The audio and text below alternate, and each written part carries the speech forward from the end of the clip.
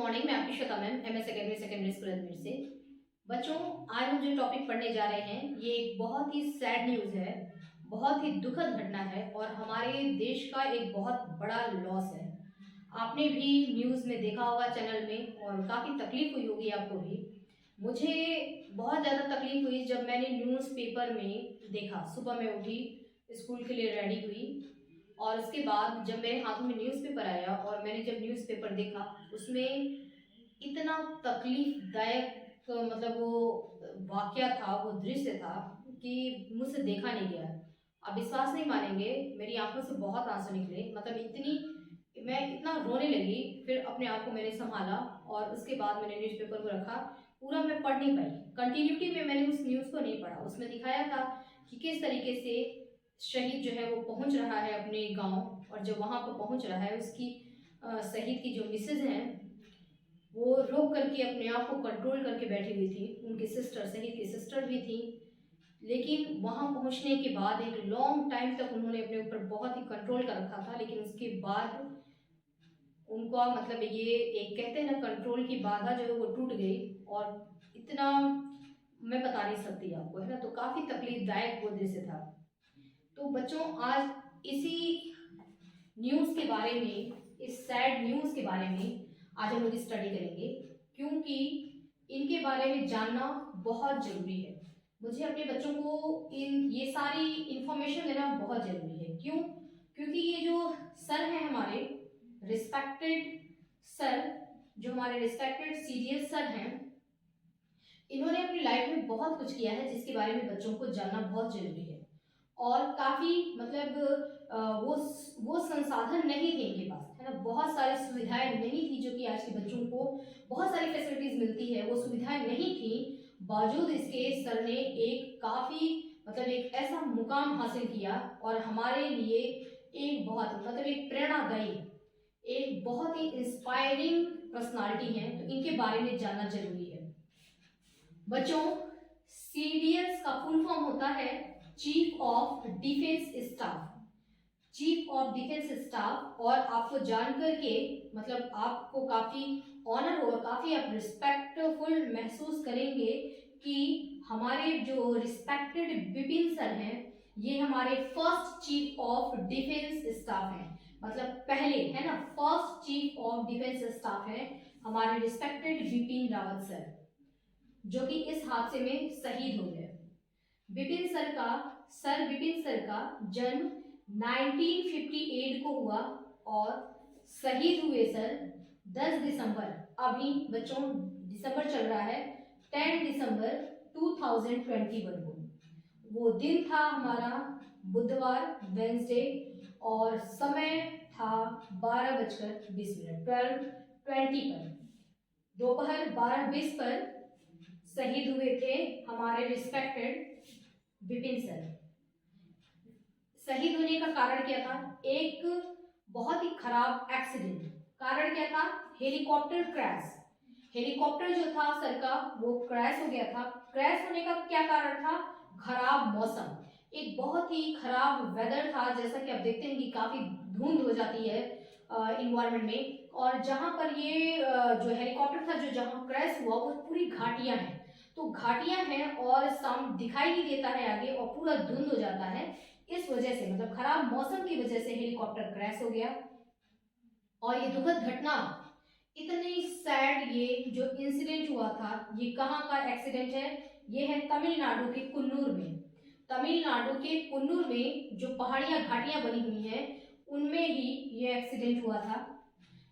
उस हेलीकॉप्टर में, जिस हेलीकॉप्टर का जो क्रैश हुआ हेलीकॉप्टर, उस हेलीकॉप्टर में हमारे respected Vipin sir, ma'am, sir की मिसेस मैम मधुलिका रावत बैठी हुई थी।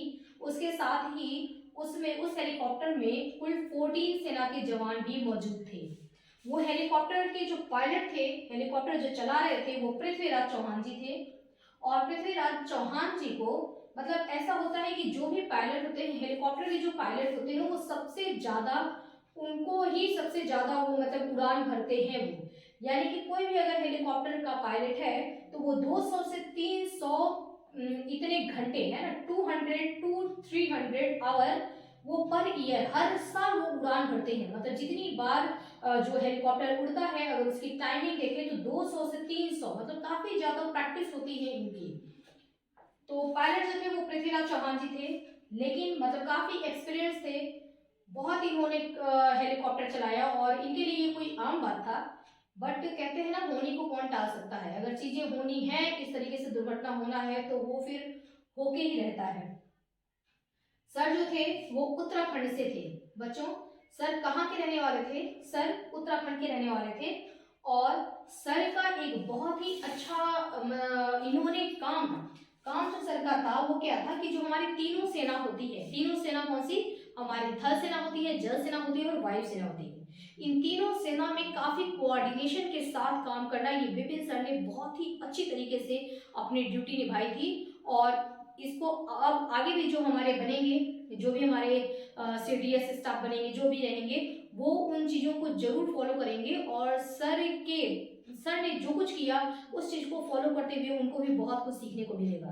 तो सर ने तीनों सेना के बीच में काफी अच्छा कोऑर्डिनेशन तैयार किया था कि तीनों सेना किस तरीके से और कैसे काम करेंगी। ठीक है, उन्होंने ये भी बताया कि जब अगर कहीं कोई जंग हो रहा है तो वहां सिर्फ हमारी एक सेना नहीं बल्कि तीनों सेना को हम वहां पे तैयार कर सकते हैं और तीनों सेना मिलकर के उस जंग में शामिल होकर के वहां पे पार्टिसिपेट कर सकती हैं और कोशिश कर सकते हैं हम लोग उसमें जीतने की। ठीक है, तो इन्होंने कोऑर्डिनेशन स्थापित किया था तीनों सेना के बीच में।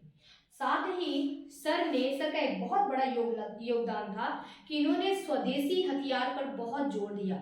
इन्होंने ही सजेस्ट किया कि जो हथियार हम लोग यूज करते हैं जंग में, तो वो हथियार बाहर बनते हैं, है ना, विदेशों से आते हैं। तो उसकी बजाय हमारे विदेशों से आते हैं, उसमें हमको परेशानी क्या होती है? जैसे ये हेलीकॉप्टर, जिस हेलीकॉप्टर में ये हादसा हुआ है उस हेलीकॉप्टर की बात करें तो ये हेलीकॉप्टर विदेशों से आते हैं, तो वहां पे परेशानी हमको क्या होती है? इनकी मेंटेनेंस। ठीक है, अगर इनकी मेंटेनेंस करनी है तो उसके लिए क्या करना पड़ता है? आपको वेट करना पड़ता है, यानी कि फिर फॉरेन कंट्री जहां से ये आया है हमको विदेशों में जाना पड़ता है उसकी सर्विसिंग के लिए, क्योंकि इंडिया में सर्विसिंग नहीं हो सकती क्योंकि वो यहाँ पे बना हुआ नहीं है। ठीक है, तो इसमें काफी ऐसा होता है कि जब अगर कोई थोड़ी बहुत अगर खराबी है तो ऐसा सोचते हैं कि चलो कोई बात नहीं अभी काम चला लेते हैं, है ना। इस तरीके से ये चीजें हम तुरंत हैंड टू हैंड कहते हैं ना उसको, कि इसमें अगर ये प्रॉब्लम आ रहा है तो हमने उसको तुरंत ही सर्विसिंग करवा ली। ये चीज नहीं हो पाता, पॉसिबल नहीं हो पाता है। तो सर ने स्वदेशी हथियार हो, स्वदेशी हमारे हेलीकॉप्टर हो, इन चीजों पर काफी जोर दिया है और बहुत ही उम्दा उन्होंने काम किया इस फील्ड में। इन तीनों सेना में काफी उम्दा काम किया था। मतलब हमारी जो एक डिफेंस है, हमारा जो ये देश को सुरक्षित रखने में सर का बहुत बड़ा योगदान है। उन्होंने काफी ट्रेंड किया हमारे तीनों सेना को कि हमारा देश किस तरीके से सुरक्षित रह सकता है, किस तरीके से, किस रणनीति से हमको काम करना चाहिए, हमारे पास कैसे हथियार होना चाहिए और उन हथियारों का सही इस्तेमाल, यानी कि तीनों सेना में किस तरीके का कोऑर्डिनेशन होना चाहिए, ये सब कुछ विपिन सर ने बताया। बच्चों आगे बढ़ते हैं। विपिन सर जो थे हमारे रिस्पेक्टेड विपिन सर, इनको उड़ान का अनुभव कुल 5000 घंटे का अनुभव था। यानी कि बहुत, आप देखिए मतलब उन्होंने कब ज्वाइन किया था, है ना, और इतने समय तक इन्होंने इसी काम को काफी ऑनेस्टी से, ईमानदारी से किया था। तो विपिन सर को हमारे 5000 घंटे उड़ान का अनुभव था, लेकिन बावजूद भी फिर वही बात है कि होने को कोई टाल नहीं सकता। बच्चों अब हम बात करेंगे उस हेलीकॉप्टर की जिस हेलीकॉप्टर में विपिन सर सवार थे, विपिन सर, मैम सवार थी, उसके अलावा जो हमारे ये 14 सैनिक सवार थे। इनके इस हेलीकॉप्टर की हम बात करते हैं कि इस हेलीकॉप्टर की क्या क्या खासियत है। बच्चों इस हेलीकॉप्टर, ये जो था, इस हेलीकॉप्टर का नाम है MI-17B5। ये जो एक हेलीकॉप्टर है ये वर्ल्ड एडवांस हेलीकॉप्टर है, यानी कि पूरे वर्ल्ड में, पूरे विश्व में सबसे एडवांस हेलीकॉप्टर है ये, और इसको सभी देश इसको इस्तेमाल करते हैं। ठीक है ना, हर देश में इसका इस्तेमाल किया जाता है क्योंकि ये सबसे ज्यादा एडवांस है। ओके, इसको चाहे जंग का मैदान हो, यानी युद्ध में आप इस हेलीकॉप्टर का इस्तेमाल कर सकते हैं। जंगल में अगर काफी मतलब भयंकर आग लग जाती है और पूरा प्रोटेक्शन की जरूरत होती है, आप वहां पर भी इस हेलीकॉप्टर का इस्तेमाल कर सकते हैं। कहीं अगर हमारे सैनिक घायल हैं युद्ध के मैदान में, वहां से उनको निकालना है, आप वहां पर इसका इस्तेमाल कर सकते हैं, या अगर कहीं हमको भेजना है अपने हेलीकॉप्टर को जासूसी के तौर पर भेजना है वहां भी इस्तेमाल कर सकते हैं। ये जो हेलीकॉप्टर होता है इसमें पूरा मतलब काफी आप हैवी हथियार से और बहुत सारे सैनिकों को हथियार के साथ उसमें तैनात कर सकते हैं। मतलब कहा जा सकता है कि ये एक हेलीकॉप्टर जो है ये पूरी एक सेना के बराबर है ना। एक पूरा काफी हथियार के साथ सैनिक जो होंगे वो इसके अंदर तैनात किए जा सकते हैं, यानी कि युद्ध में इस हेलीकॉप्टर का बहुत ही अच्छा इस्तेमाल होता है।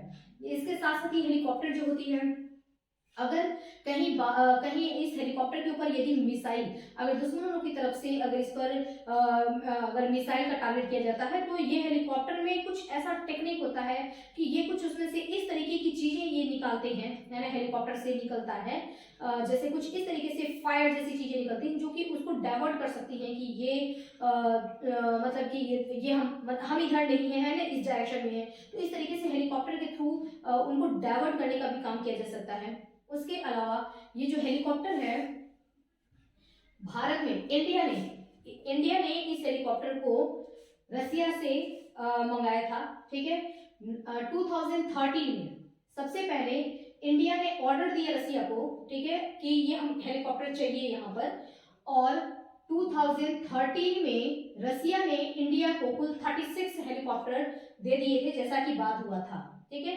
बात हुआ था कि इंडिया को ये हमारे 36 हेलीकॉप्टर एंड 80 हेलीकॉप्टर, ठीक है ना, यानी कि इतने हेलीकॉप्टर का ऑर्डर दिया गया था, जिसमें से कि रसिया ने 2013 में तो 36 हेलीकॉप्टर इंडिया को दिए। उसके बाद रसिया ने वापस और हेलीकॉप्टर तैयार करके और 2018 जुलाई 2018 में रसिया ने इंडिया को 80 हेलीकॉप्टर और दिए, ठीक है। तो इस तरीके से रसिया से जितने हेलीकॉप्टर का डिमांड किया गया था वो हेलीकॉप्टर इन्होंने रसिया ने इंडिया को दिया। ओके, ये जो हमारा हेलीकॉप्टर है, जो हमारा MI-17V5 हेलीकॉप्टर है, इसका हाल में ही सर्विसिंग हुआ था। जैसे कि मैंने आपको बताया कि सर्विसिंग के लिए इन हेलीकॉप्टर्स को वापस भेजना पड़ता है विदेशों में जहां से इनको हम लाए हैं, ठीक है। तो सर्विसिंग इसका इस हेलीकॉप्टर का सर्विसिंग अभी हाल में हुआ था, और सर्विसिंग के बाद ये हेलीकॉप्टर 26 घंटे ही केवल मतलब काम किया था, यानी कि 26 घंटे 26 आवर ही इसने उड़ान भरी थी। और मैंने आपको बताया कि इंडिया में इसकी सर्विसिंग नहीं होती है क्योंकि इसका मैन्युफैक्चरिंग काम हो रहा है, ये विदेशों में मैन्युफैक्चरिंग हो रहा है, ठीक है। 11 ईयर्स में अगर हम बात करें इस हेलीकॉप्टर के एक्सीडेंट की, तो बच्चों 11 साल के अंदर इस हेलीकॉप्टर से मतलब इस हेलीकॉप्टर के द्वारा 8 हेलीकॉप्टर एक्सीडेंट हो चुका है। इस हेलीकॉप्टर के 8 एक्सीडेंट हुए हैं, 11 साल में 8 एक्सीडेंट हुआ है, जिसमें से बहुत सारे जवान, जैसे हमारे लगभग 55 जवान या उससे ज्यादा जवान शहीद हो गए। इतने सारे ये 8 जो हमारा हेलीकॉप्टर एक्सीडेंट हुआ। 18 अगर इसकी बात करें तो 18 नवंबर 2021 में पूर्वी अरुणाचल प्रदेश में एक्सीडेंट हुआ था, जिसमें बहुत सारे जवान शहीद हुए। उसके बाद 27 फरवरी 2019 में कश्मीर के बड़गांव में हुआ था, ठीक है। और ये यहाँ पे खास बात ये है कि जो बड़गांव में ये एक्सीडेंट हुआ था, इसमें अपने ही सेना के द्वारा इस पर अटैक कर दिया गया बाय मिस्टेक, है ना। ऐसा एक मिस्टेक हुआ, एक भ्रम हुआ, और अपने ही सेना ने कश्मीर के बड़गांव में अपने ही हेलीकॉप्टर पर अटैक कर दिया था, जिसमें कि 7 जवान जो है वो शहीद हो गए। तो इस तरीके की कुछ ऐसी दुर्घटनाएं हुई हैं, और इस तरीके से मिला करके और बहुत ज्यादातर जो इस हेलीकॉप्टर का जो एक्सीडेंट हुआ है इन 8 में से, वो खराब मौसम की वजह से ही हुआ है। और जैसा कि अभी मैंने आपको बताया कि ये भी जो दुर्घटना हुई है हमारी, ये दुखद दुर्घटना जो हुई है, ये भी खराब मौसम की वजह से ही हुआ है। तो बच्चों, ये हेलीकॉप्टर जो है हमारा काफी एडवांस टेक्नोलॉजी का था, बहुत ही एडवांस टेक्नोलॉजी। अच्छा, ये हेलीकॉप्टर आगे मौसम कैसा है, वेदर के बारे में भी ये बताता था। ये हेलीकॉप्टर वेदर के बारे में भी बता रहा है, और साथ में आगे कोई खतरा तो नहीं है उसके बारे में भी इंडिकेट करता था, यानी कि हर एक चीज। और इसकी जो पूरी जो बॉडी थी वो बुलेट प्रूफ थी, यानी कि इसके ऊपर हम शूट करते हैं अगर, बुलेट का भी कोई असर नहीं होने वाला था, बुलेट प्रूफ ये था।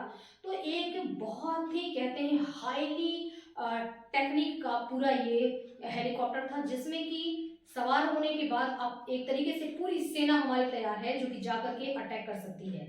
लेकिन इतना सब कुछ होने के बावजूद भी है तो ये मतलब ये कहते हैं ना, ईश्वर के आगे किसी का नहीं चलता। तो इतनी टेक्नोलॉजी होने के बावजूद भी सारी टेक्नोलॉजी फेल हो गई वहाँ पर, खराब मौसम की वजह से।